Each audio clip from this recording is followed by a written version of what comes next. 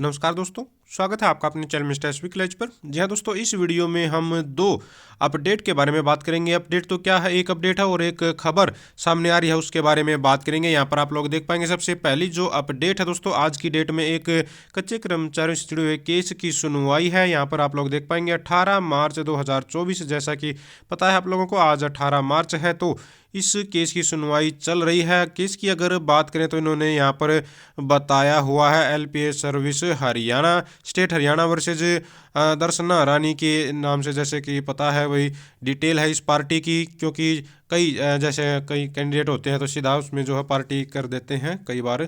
ठीक है, केस का जो स्टेटस है अभी पेंडिंग है, क्योंकि इसमें फिलहाल फाइनल सुनवाई, कोई डिसीजन फाइनल नहीं आया है। तो आज इस पर जो है सुनवाई चल रही है, तो देखते हैं क्या कुछ डिटेल निकल कर सामने आती है, माननीय कोर्ट क्या कुछ कहती है और क्या डिसीजन देती है या फिर अगली डेट देती है। आने वाले समय में तो पता चलेगा। जैसे ही कोई जानकारी निकल कर सामने आएगी तो आप लोगों तक जरूर पहुंचाने की कोशिश करेंगे। यहाँ पर 18 मार्च 2024 लिस्ट किया हुआ है ये केस अर्जेंट 104, और यहाँ पर बताया गया है जैसे कि ऑनरेबल जस्टिस का यहाँ पर गुरमीत सिंह के यहाँ पर सामने चल रहा है, बताया गया है किस तरह से यहाँ पर कौन कौन है सुनवाई कर रहे हैं कोर्ट रूम नंबर 1 में।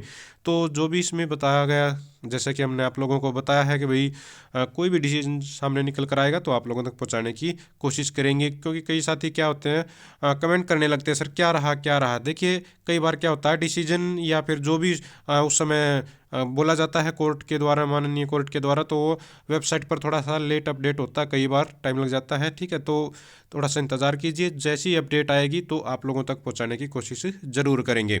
आगे बढ़ते हैं, यहाँ पर एक और अपडेट देख लेते हैं। यहाँ पर देखिए, काम विभाग अलग अलग नियम शर्तें एक। जी हाँ दोस्तों, ये कॉन्ट्रैक्ट कर्मचारियों के बारे में बात हो रही है। काम विभाग अलग अलग हैं लेकिन नियम शर्तें एक हैं। देखिए बताया गया है कॉन्ट्रैक्ट कर्मचारियों को नहीं मिलती मेडिकल और कैजुअल लीव। दोस्तों यहाँ पर इन्होंने ये चीज़ बताने की कोशिश की है वो किस तरह से जो कॉन्ट्रैक्ट कर्मचारी हैं, विभाग भले ही जैसे जो है अलग अलग होते हैं, ठीक है, काम और विभाग भले ही अलग अलग होते हैं, शर्तें नियम शर्तें एक होती हैं।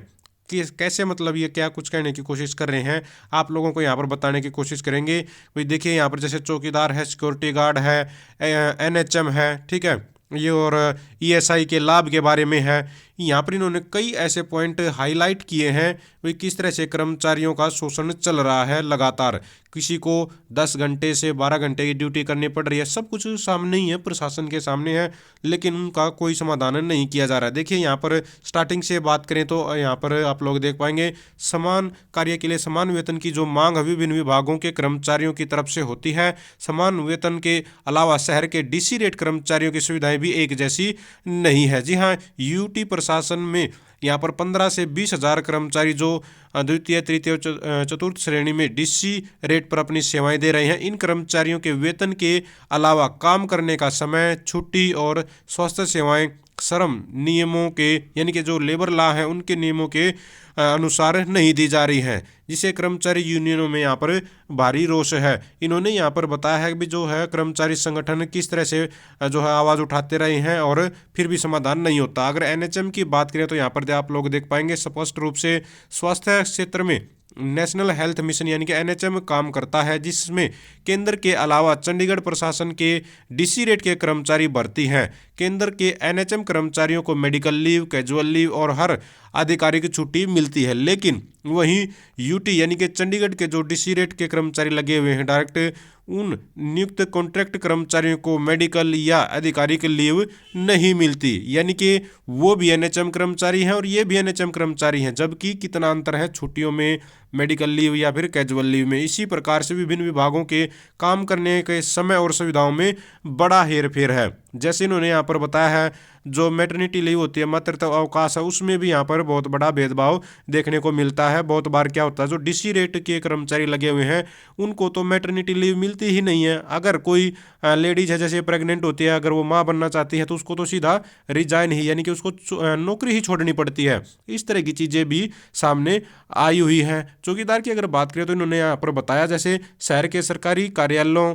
और स्कूलों में चौकीदार की नियुक्ति है। स्कूल में नियुक्त चौकीदार की ड्यूटी 24 घंटे की होती है और उसे कभी कोई साप्ताहिक या राजपत्रित छुट्टी नहीं मिलती। तो आप लोग सोच सकते हैं 24 घंटे की एक तरह से ड्यूटी और कोई छुट्टी नहीं। इसी प्रकार से सरकारी कार्यालयों में तैनात चौकीदार की ड्यूटी शाम 5 से लेकर दूसरे दिन ऑफिस खुलने तक सुबह 8 या 9 बजे तक, यानी कि 12 से 15 घंटे की होती है। तो चौकीदार का पोस्ट तो एक ही है, लेकिन छुट्टी और अगर काम की बात करें तो काम के घंटे की, तो किस तरह से यहाँ पर डिफरेंस जो है आ जाता है। इसी प्रकार यहाँ पर सिक्योरिटी गार्ड की बात करें तो जो सिक्योरिटी गार्ड की नियुक्ति है शहर के अस्पतालों से लेकर स्कूल और कार्यालयों में, अस्पताल के जो आपातकालीन है, जो इमरजेंसी में नियुक्त है सिक्योरिटी गार्ड, दिन में 5 से 10 हज़ार लोगों को संचालित करता है, यानी कि उनको हैंडल करता है। वहीं अस्पताल की ओपीडी, स्कूल और सरकारी कार्यालय में नियुक्त सिक्योरिटी गार्ड के ड्यूटी समय और काम में बड़े भेदभाव, एक तरह से मतभेद होता है, लेकिन वेतन डीसी रेट के अनुसार एक समान जो है बढ़ाया जाता है। यानी कि बर्डन अगर देखें तो यहाँ पर बहुत ज़्यादा होता है। अगर इमरजेंसी की बात करें तो इमरजेंसी वार्ड में और अन्य सरकारी जो कार्यालय है, स्कूल है, उनमें कम होता है, लेकिन डीसी रेट एक समान बढ़ाया जाता है। वहीं ईएसआई की बात करें तो इन्होंने यहाँ पर बताया है भी किस तरह से जो 21,000 रुपये से ज़्यादा मासिक वेतन लेने वाले कर्मचारी हैं उनको ईएसआई की सुविधा नहीं मिलती, और जो कर्मचारी हैं ईएसआई की सुविधा के अधीन नहीं आता है 21,000 से ज़्यादा सैलरी लेने वाला। वहीं डीसी रेट में वेतन 100 से 500 रुपये भी ज़्यादा है तो उसके स्वास्थ्य के लिए कोई निश्चित पॉलिसी ही नहीं है। यानी कि कर्मचारी का अगर थोड़ा सा भी वेतन ज़्यादा है, 100 रुपये 500 रुपये, तो एक तो क्या वो जो है ईएसआई पॉलिसी से बाहर हो जाता है। दूसरी तरफ डीसी रेट के जो कर्मचारी हैं उनके लिए तो कोई फिक्स ऐसी पॉलिसी ही नहीं है, स्वास्थ्य की कोई पॉलिसी ही नहीं है, वही जो इनको जो है अगर इमरजेंसी में काम आ सके।